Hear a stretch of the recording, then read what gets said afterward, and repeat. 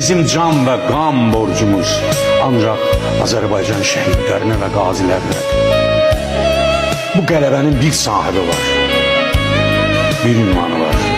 Azərbaycan xalqı, onun bağrından qopan Azərbaycanın milli ordusu başqa kimsənin ünvanında deyil bu qələbə. Bu qələbənin şəriki yoxdur. Xalqdır, milli ordumuzdur. Əşi, bunlardan nə gözləyirsən? Bunlar gedib torpaq alacaqlar. Bunlar. O uşaqlar getdi. Aldı.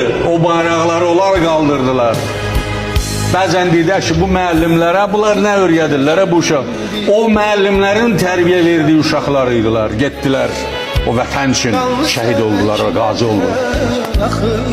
Əlini, qolunu, gözünü itirdi. Amma vətən... Qalan oldunuz,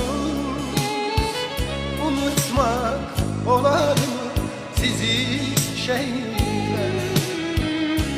Dünyanı heyrete salan oldunuz, azadlık odunda yanan oldunuz. Keçi yüreklerinde kalan oldunuz. Unutmak olar mı sizi şehitler? Unutmak olar mı sizi şehitler?